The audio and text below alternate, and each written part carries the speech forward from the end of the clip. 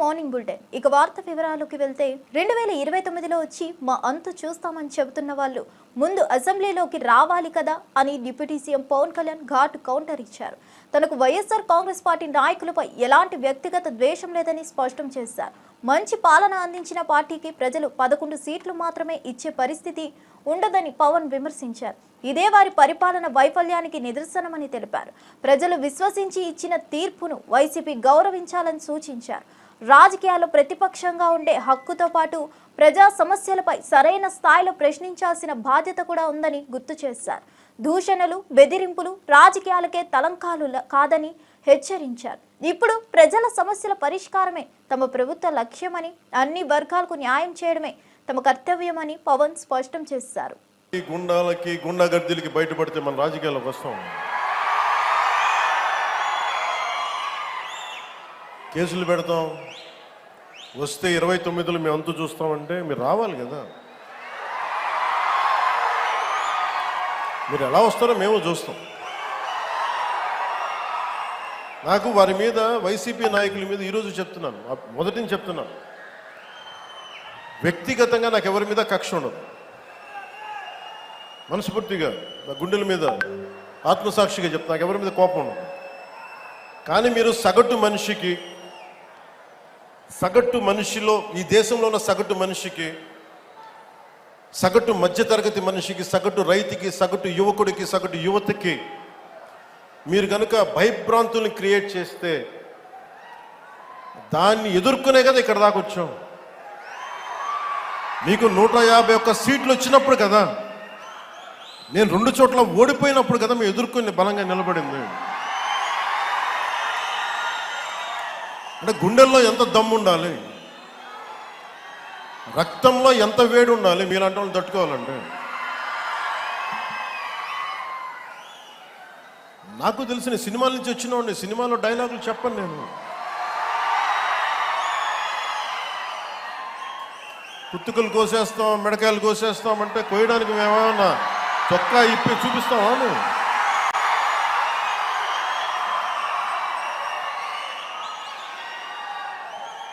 నేను సినిమాలో డైలాగులు చెప్పడానికి కూడా ఇబ్బంది పడతాను.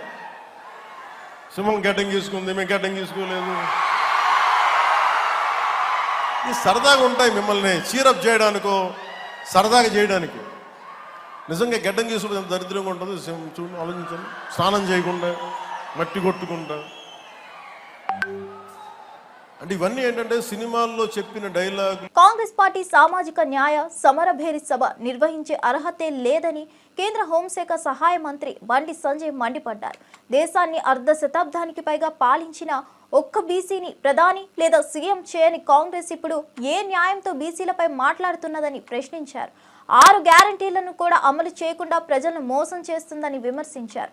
మల్లికార్జున ఖర్గే ఈ అంశాలపై సమాధానం చెప్పాలని, లేకపోతే సభకు సామాజిక అన్యాయ సమరభేరి అనే పేరే పెట్టుకోవాలని ఎద్దేవా చేశారు. వేములవాడ నియోజకవర్గం మరిమడ్ల గ్రామంలో 5 కోట్ల అభివృద్ధి పనులకు శంకుస్థాపన చేసిన అనంతపురం బండి సంజయ్ మాట్లాడుతూ బీసీ నేతలైన పొన్నం ప్రభాకర్కు మంత్రి పదవి ఇచ్చారని చూపిస్తూ మిగిలిన బీసీలకు మంత్రి పదవులు ఎందుకు ఇవ్వలేదని నిలదీశారు. యూరియా కొరతపై కాంగ్రెస్, బీఆర్ఎస్ కావాలనే కేంద్రాన్ని బద్నాం చేస్తున్నాయని ఆరోపించారు. అడిగిన దానికన్నా ఎక్కువగా యూరియా ఇచ్చిన కేంద్రాన్ని తప్పుపట్టడం ఏమంటూ కాంగ్రెస్ తతంగాలపై విమర్శలు గుప్పించారు. రాష్ట్ర ప్రభుత్వమే వాస్తవాలను ప్రజల ముందుంచాలని డిమాండ్ చేశారు. ఈరోజు వేములవాడ నియోజకవర్గం మరిమడ్లలో ఏకలవ్య మోడల్ రెసిడెన్షియల్ స్కూల్లో కేంద్ర ప్రభుత్వ నిధులైనటువంటి 5 కోట్ల రూపాయల నిధులతోని ఇక్కడ ఈ పాఠశాలలో విద్యార్థులందరికీ అన్ని సౌకర్యాలు కల్పించాలనే ఉద్దేశంతో 5 కోట్ల రూపాయల నిధులతోని అభివృద్ధి పనులను ప్రారంభించడం జరిగింది.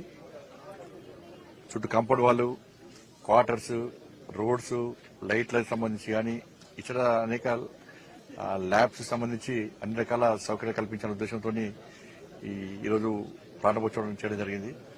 దాంతోపాటు విద్యార్థుల యొక్క ఇబ్బందులు దృష్టిలో ఉంచుకొని నా ఎంపీ నిధుల నుంచి ఇక్కడ సోలార్ ప్లాంట్ కూడా పెట్టాలని చెప్పి నిర్ణయించుకోవడం జరిగింది. సోలార్ ప్లాంట్, దాంతోపాటు డిజిటల్ బోర్డ్స్ వాళ్ళకి లేవు కాబట్టి డిజిటల్ బోర్డ్స్ సోలార్ ప్లాంట్ కూడా ఎంపీ నిధులు కూడా పెట్టించే ప్రయత్నం చేస్తా ఉన్నాం. దేశవ్యాప్తంగా ఎస్టీ నియోజకవర్గాలకు సంబంధించి ఎక్కువ పాపులేషన్ అంటే 20,000 జనాభా ఉన్నటువంటి ఆ ప్రాంతంలో ఏకలవ్య మోడల్ రెసిడెన్షియల్ స్కూల్ పెట్టాలని చెప్పి నరేంద్ర మోడీ గారి ప్రభుత్వం 2018లో నిర్ణయం తీసుకున్నది. దీనికి అనుగుణంగా దేశవ్యాప్తంగా 728 ఏకలవ్య మోడల్ రెసిడెన్షియల్ స్కూల్స్ ఏర్పడాయని చెప్పి ప్లాన్ చేసిన తర్వాత మనకి 708 స్కూళ్లకు ఆల్రెడీ శాంక్షన్ ఇచ్చారు, మంజూరు ఇచ్చారు. 500 పాఠశాలలు దేశవ్యాప్తంగా నడుస్తున్నాయి. 3,50,000 మందికి విద్యను అందించాలని ఉద్దేశంతో, నాణ్యమైన విద్య అందించాలనే ఉద్దేశంతో దీని ఈ స్కీమ్ ప్రారంభించడం జరిగింది. ఈ 500 పాఠశాలల్లో దాదాపు 1,40,000 మంది విద్యను అభ్యసిస్తున్నారు. దీంతో పాటు దీనిలో చదువుకునేటువంటి విద్యార్థులకు ఇవాళ పీజీ, దాంతోపాటు డిగ్రీ గాని, మెడిసిన్ గాని, ఇంజనీరింగ్ గాని చదువుకునే విద్యార్థులకు కూడా స్కాలర్షిప్ ఇస్తున్నాం. ఇతర దేశాల్లో చదువుకోవడానికి ఉత్సాహపడే విద్యార్థులకు కూడా స్కాలర్షిప్ ఇస్తూ ఇలా విద్యార్థులను ప్రోత్సహించే ప్రయత్నం ఇలా నరేంద్ర మోడీ గారు ప్రభుత్వం చేస్తున్నారు. గతంలో పాఠశాలలు లేవు. నవోదయ స్కూళ్లలో ఏ విధంగా మనం నాణ్యమైన విద్యను అందిస్తున్నామో ఏకలవ్య మోడల్ స్కూల్లో కూడా అటువంటి విద్యను అందించాలనే ఉద్దేశంతో ఈ పాఠశాలను ప్రారంభించడం జరిగింది. దానిలో సిరిసిల్ల నియోజకవర్గ జిల్లాలోని మరిబండలో కూడా రాష్ట్రంలో 60,000 ఉద్యోగాలు ఇచ్చామని చెప్పే రేవంత్ రెడ్డి మాటలు ఒట్టి బోగస్ అన్నారని బీఆర్ఎస్ నేత కె వాసుదేవరెడ్డి విమర్శించారు. అసలు నిజంగా ఉద్యోగాలు ఇచ్చుంటే నిరుద్యోగులు సెక్రటేరియట్ను ముట్టడించేదే లేదన్నారు. తొలి ఏడాదిలోనే 2 లక్షల ఉద్యోగాలు ఇస్తామని హామీ ఇచ్చి మాట తప్పారని ధ్వజమెత్తారు. అసెంబ్లీలో జాబ్ క్యాలెండర్ విడుదల చేసినప్పటికీ అమలు చేయకుండా ప్రజలను మోసం చేస్తున్నారని మండిపడ్డారు. ఎన్నికల ముందు ఇచ్చిన హామీలను మరిచి వాస్తవాన్ని తప్పుదోవ పట్టించే ప్రయత్నం చేస్తున్నారని ఆరోపించారు. ప్రభుత్వం ఇచ్చిన ఉద్యోగ గణాంకాలపై స్పష్టత ఇవ్వాలని డిమాండ్ చేశారు. నిరుద్యోగుల ఆవేదనను తక్కువ చేయకుండా తక్షణమే నూతన నోటిఫికేషన్లు విడుదల చేయాలని సూచించారు. బీఆర్ఎస్ హయాంలో చేపట్టిన నియామక ప్రక్రియలతో పోలిస్తే కాంగ్రెస్ పాలన పూర్తిగా విఫలమైందని వాసుదేవరెడ్డి ఆగ్రహం వ్యక్తం చేశారు. నోటిఫికేషన్ వద్దని ధర్నాలు జరుగుతున్నాయి అంటుండు. అయ్యా ఈ రాష్ట్ర ముఖ్యమంత్రి గారు, మరి మీరు ఉద్యోగ నోటిఫికేషన్ల వద్దని ధర్నా జరిగితే నేడు ఈ రాష్ట్ర సచివాలయ ముట్టడికి విద్యార్థి నిరుద్యోగ చేసి ఎందుకు పిలిపించింది సమాధానం చెప్పగలరా? ఇది వాస్తవమేనా? ఆనాడు మీరు అశోక్ నగర్ కు మీ నాయకుడు రాహుల్ గాంధీని వెంట పెట్టుకుని పోయినప్పుడు ఇవన్నీ గుర్తులేవా? అవన్నీ అప్పుడే మర్చిపోయినరా? నిరుద్యోగ విద్యార్థి నాయకులందరూ కూడా మాకు జాబ్ నోటిఫికేషన్లు ఇవ్వండి, ఉద్యోగాలు ప్రకటించండి అని చెప్పి మహాప్రభు అని చెప్పి వారు వేడుకుంటా ఉన్నారు. ఇలా మీరు ఆనాడు నిండు అసెంబ్లీలో జాబ్ క్యాలెండర్ ప్రకటించిండ్రు. ఈ జాబ్ క్యాలెండర్ లో ఒక్క జాబ్ కైనా నోటిఫికేషన్ ఇచ్చారా అని నిరుద్యోగుల పక్షాన బీఆర్ఎస్ పార్టీ ప్రశ్నిస్తున్నది. మీరు గొప్పగా చెప్పిండ్రు కదా, మీరే కదా అసెంబ్లీలో జాబ్ నోటిఫికేషన్ రిలీజ్ చేసింది. ఇందులో ఒక్కటంటే ఒక్కటి నోటిఫికేషన్ ఇవ్వగలిగినరా? మీరు ఇచ్చిన జాబులండి. ఇలా చాలా సందర్భాలలో మేము టీవీ డిబేట్ల వేదికల ద్వారా కూడా చెప్పినాం. మీరిచ్చిన జాబ్స్ దాదాపు 19 నెలల కాలంలో మీరిచ్చిన ఉద్యోగాలు 11,033 మాత్రమే. అవి ఎక్కడెక్కడ అంటే గ్రూప్ 1 నోటిఫికేషన్ లో మేము 503 ఇస్తే మీరు దాన్ని రద్దు చేసి 60 ఉద్యోగాలు యాడ్ చేసిండ్రు. ఏపీ హోంమంత్రి అనిత విశాఖపట్నం మహారాణిపేటలోని జగన్నాథ స్వామి ఆలయాన్ని సందర్శించారు. స్వామివారికి ప్రత్యేక పూజలు నిర్వహించి పట్టు వస్త్రాలు సమర్పించారు. ప్రతి ఏటా ఈ ఆలయాన్ని దర్శించుకోవడం తన ఆనవాయితీగా అని హోంమంత్రి పేర్కొన్నారు. జగన్నాథుని కృపతో రాష్ట్రంలో శాంతి భద్రతలు, ప్రజల సంక్షేమం మరింత బలోపేతం కావాలని ఆకాంక్షించారు. ఆలయ పరిసరాల భక్తుల కోసం తీసుకుంటున్న ఏర్పాట్లను పరిశీలించిన అనంతరం స్థానిక అధికారులు ఆలయ కమిటీతో మాట్లాడారు. అనంతరం మీడియాతో మాట్లాడుతూ రాష్ట్ర ప్రభుత్వ భక్తి నమ్మకాలకు పెద్దపీట వేస్తుందని చెప్పారు. అలాంటి అనుభూతిని జగన్నాథుని దర్శనంతో మళ్లీ పొందానన్నారు.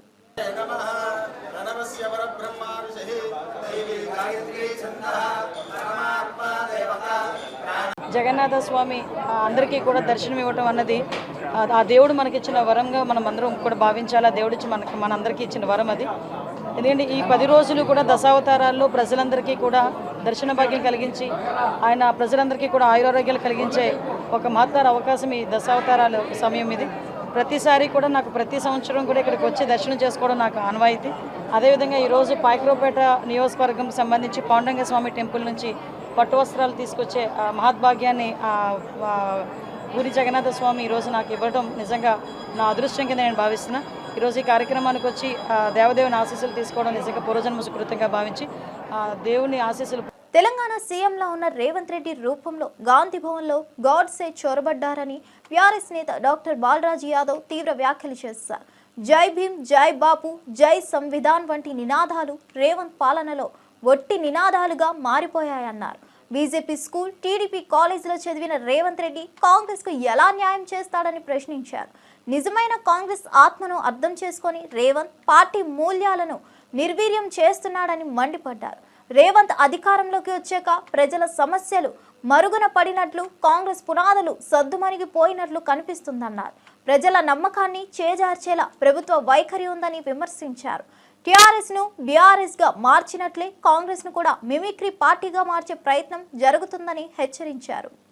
స్కూల్ ఏమో బీజేపీ, కాలేజ్ ఏమో టీడీపీ, ఉద్యోగం ఏమో రాహుల్ గాంధీ అట. ఖర్గేని అడుగుతా ఉన్నాను, అంటే నీ గుడిలో, గాంధీ గుడిలో, బాపు గుడిలో రేవంత్ రెడ్డి అనే గాడ్సే జొరబడ్డాడు కదా, మరి ఇంక జై బాపు నినాదం ఎక్కడంటే నేను ఇవ్వాలి. అదే విధంగా జై భీమ్ అట, దళిత బంధుకు పంగనామం పెట్టి జై భీమ్ అనే సిద్ధాంతాలు ఇస్తున్నారు. అంబేద్కర్ ను ఓడగొట్టి జై భీమ్ అనే సిద్ధాంతాలు ఇస్తున్నారు. ఇది కాంగ్రెస్ పార్టీ నైజం. ఇవాళ సామాజిక న్యాయం, ప్రజాపాలన 7వ గ్యారంటీ అని చెప్పేసి మాట్లాడుతూ ఉన్నారు.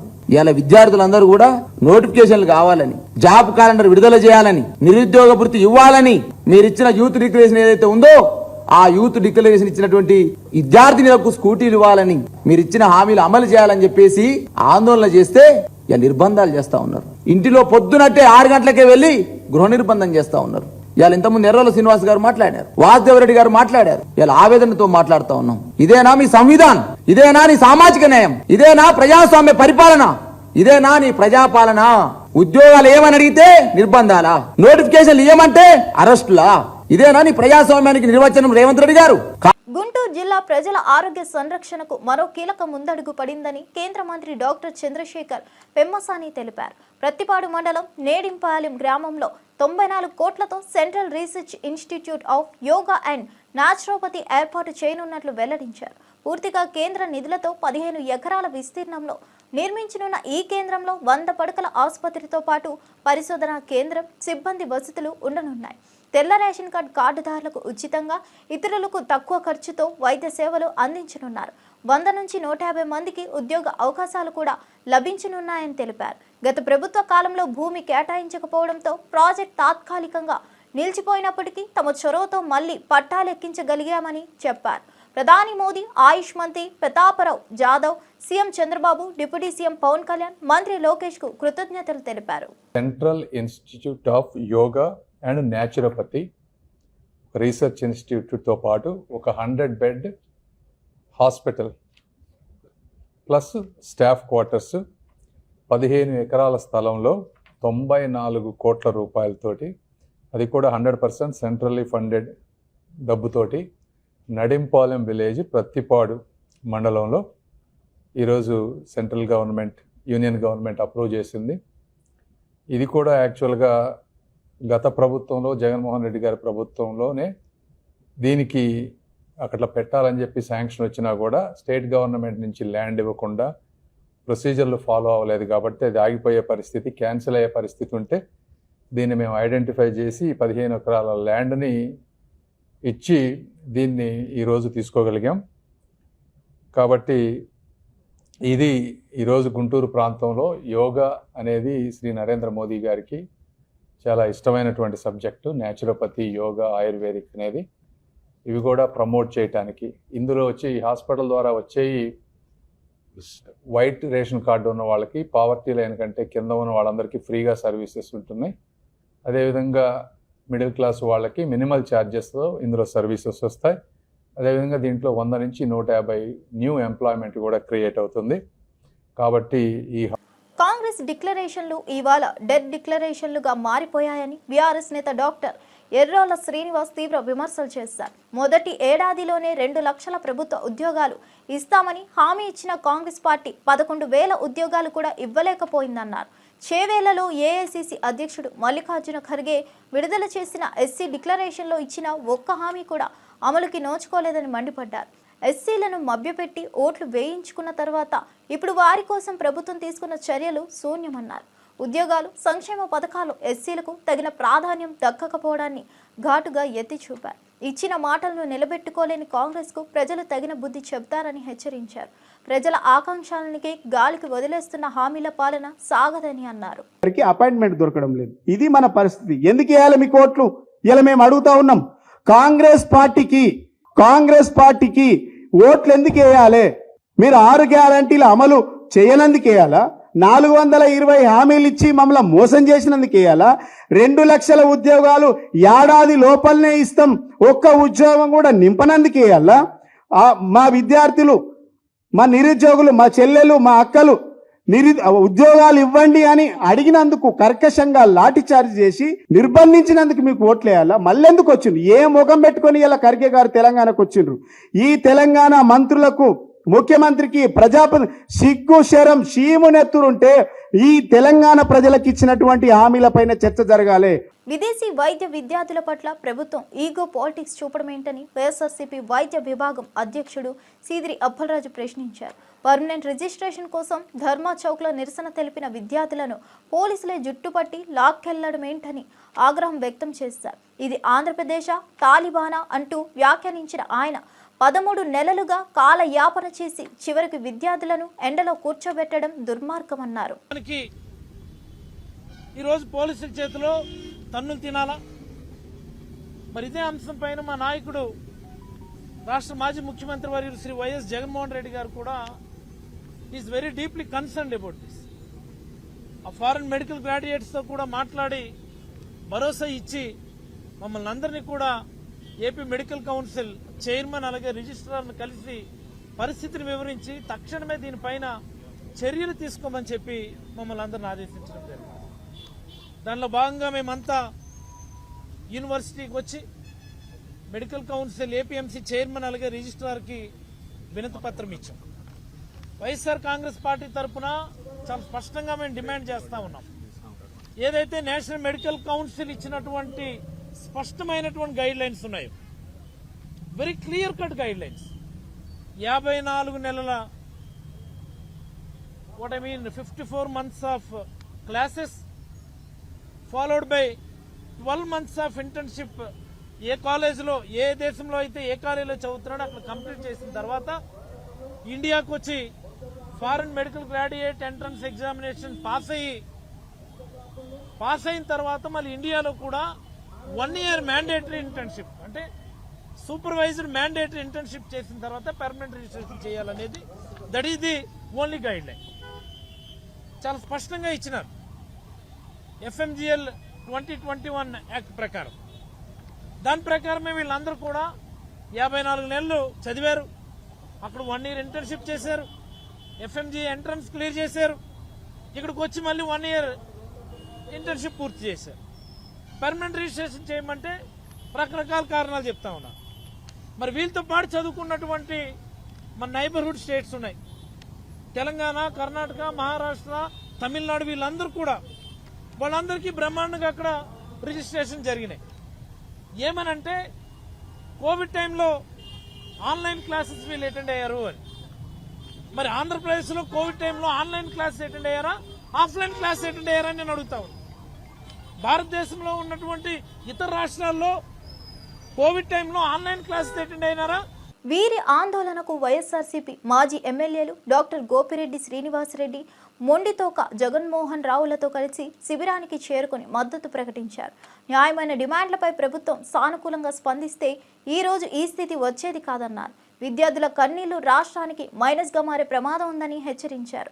వైద్య రంగాన్ని బలోపేతం చేసేందుకు జగన్ హయాంలో చేసిన కృషిని గుర్తు చేస్తూ ఇప్పుడు సీఎం చంద్రబాబు తక్షణమే సమస్య పరిష్కరించాలని డిమాండ్ చేశారు. రైతులు, మహిళలు ఉన్న ప్రాంతం. ఓ కుటుంబ పరామర్శకు వెళుతున్న సందర్భంలో మేము పలానా తేదీకి పలానా సమయంలో పలానా చోట బయలుదేరి పలానా చోటుకి వెళుతున్నాము అని ఓ మాజీ ముఖ్యమంత్రి గారు ఈ రాష్ట్ర ప్రభుత్వానికి సమాచారం ఇచ్చి కేంద్ర కార్యాలయం నుండి తగు విధమైన రక్షణ వ్యవహారాలను కట్టుదిట్టంగా ఏర్పాటు చేయమని పొదిలి వెళ్ళినప్పుడు ఇలాగనే జరిగింది, అంతకుముందు శ్రీకాకుళం వెళ్ళినప్పుడు ఇలాగే జరిగింది, అనంతపురం జిల్లాకి వెళ్ళినప్పుడు ఇలాగే జరుగుతుంది, ఆయనకి ప్రమాదం పొంచి ఉంది అని మేము పదే పదే ఈ రాష్ట్ర ప్రభుత్వానికి వినతి పత్రాలు ఇస్తున్నప్పుడు ఏ ఒక్కరోజు స్పందించని ఈ ప్రభుత్వం పల్నాడు పర్యటనకు వెళ్ళేటప్పుడు కూడా ఉదాసీన వైఖరిని అవలంబించింది. ఇంకా పైగా ట్రాఫిక్ క్లియర్ చేయకుండా కావాలని ఒత్తిడి జరగాలని ప్రజలు ఇబ్బంది పడాలని జగన్మోహన్ రెడ్డి యొక్క పర్యటన సజావుగా సాగకూడదని ఎక్కడ కూడా ట్రాఫిక్ని క్లియర్ చేయకుండా ఆయన ఇబ్బంది పాలు చేశారు. ఇది కేవలం అసూయతో కక్షతో జగన్ అంటే ద్వేషంతో జరిగిన ఓ కుట్రపూరితమైన వ్యవహారం. ఎందుకండి నువ్వు పరామర్శించవు, నువ్వు పట్టించుకోవు, ఈ రాష్ట్రం ఏమైపోయినా నీకు సంబంధం లేదు, అమరావతిలో భూములు వ్యాపారం జరిగితే చాలు, నీ అనునాయులకు భూములు కట్టబెడితే చాలు, నువ్వు అలజడి సృష్టించడం. వైఎస్ జగన్ భద్రతా విషయంలో ఏపీ ప్రభుత్వం హైకోర్టులో అడ్డంగా దొరికిపోయిందని వైఎస్ఆర్సీపీ అధికార ప్రతినిధి కారుమూరి వెంకటరెడ్డి తీవ్రంగా మండిపడ్డారు.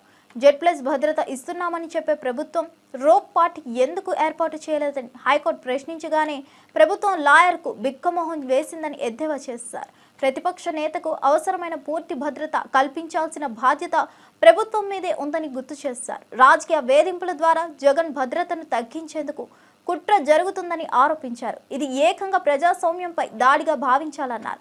ఒక పక్షాన వైఎస్ఆర్సీపీని లక్ష్యంగా చేసుకుంటూ కేసులు నమోదు చేస్తూనే మరోవైపు ప్రతిపక్ష నేతకు తగిన భద్రత లేకుండా చేయడం అసహకార్యమన్నారు.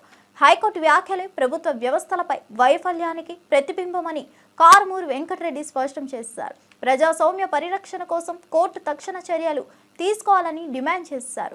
ప్రభుత్వం తరపున అడ్వకేట్ జనరల్ దమ్మాలపాటి శ్రీనివాస్ తన వాదనలు వినిపిస్తూ జగన్మోహన్ రెడ్డి గారికి జెడ్+ కేటగిరీ భద్రతని మేము కొనసాగిస్తానే ఉన్నామని చెప్పినప్పుడు వైఎస్ఆర్ కాంగ్రెస్ పార్టీ తరపున సీనియర్ న్యాయవాది సుబ్రహ్మణ్య శ్రీరామ్ గారు తన వాదనలు వినిపిస్తూ జెడ్+ కేటగిరీ మీరు ఇస్తే రోప్ పార్టీ ఎందుకు లేదు అని చెప్పి నిలదీయటంతో బెక్కముఖం వేశాడు.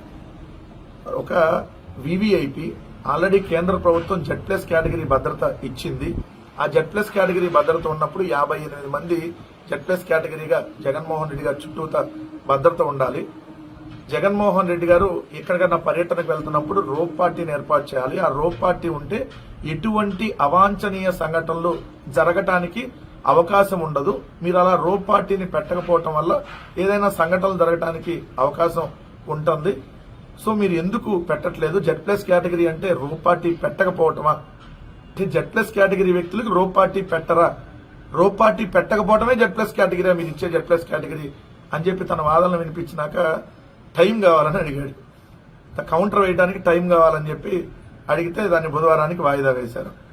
క్లియర్ గా మొన్న నెల్లూరు పర్యటనకు సంబంధించి ఏదైతే వైఎస్ఆర్ కాంగ్రెస్ పార్టీ ఎమ్మెల్సీలుగా ఉన్నటువంటి లేళ్ల అప్పిరెడ్డి గారు, అదేవిధంగా పర్వతరెడ్డి చంద్రశేఖర్ రెడ్డి గారు వేసినటువంటి పిటిషన్ మీద వాదనలు వినిపిస్తున్నటువంటి సమయంలో నెల్లూరు పర్యటనలో హెలీప్యాడ్ కి మేము అడిగిన దగ్గర పర్మిషన్ ఇవ్వలేదు.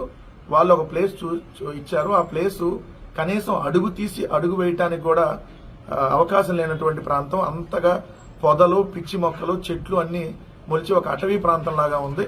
దాన్ని ఇప్పుడు చదును భారతదేశం ఒకేసారి 3 శత్రువులతో సరిహద్దుల్లో పోరాడినట్లు deputy army chief lieutenant general Rahul R Singh వెల్లడించారు. ఆపరేషన్ సింధూర్ సమయంలో పాకిస్తాన్ మనపై ఉపయోగించిన హార్డ్వేర్లో 81% చైనా అందించిందే అని ఆయన పేర్కొన్నారు. టర్కీ కూడా పాకిస్తాన్కు సహాయం చేయగలిగింది. ఈ 3 దేశాలు భారత సరిహద్దుల్లో ఉద్రిక్తలను పెంచాయి. ప్రపంచ రాజకీయ వాతావరణంలో ఈ పరిస్థితి భారత్కు కొత్త సవాళ్లను విసురుతోంది. దేశ భద్రతను కాపాడుకోవడానికి భారత సైన్యం కట్టుదిట్టంగా వ్యవహరిస్తోంది. 3 శక్తివంతమైన దేశాలతో సరిహద్దు సమస్యలను పరిష్కరించడానికి మరింత దృష్టి పెట్టాల్సిన అవసరం ఉందని రాహుల్ ఆర్ సింగ్ పేర్కొన్నారు. Mr. Ashok did talk about it, that some of our indigenous systems performed well, some did not perform very well too. So it's of course a cat and mouse game, as I was mentioning outside. We need to be at it. This time, thankfully, our population centers were not quite addressed. In the next round, we have to be prepared for that, and for that, more and more air defense, more and more counter rocket, artillery, drone sort of a system has to be prepared, for which we have to move very, very fast. So few lessons that I thought I must flag as far as Operation Sindoor is concerned. Firstly, one border, two adversaries. So we saw Pakistan one side, but adversaries were two, and if I would say actually 4 or 3 actually. So Pakistan was the front face. We had China providing all possible support, and it's no surprise because if you were to look at statistics, in the last 5 years, 81% of the military hardware that Pakistan is getting is all Chinese, 81% of that.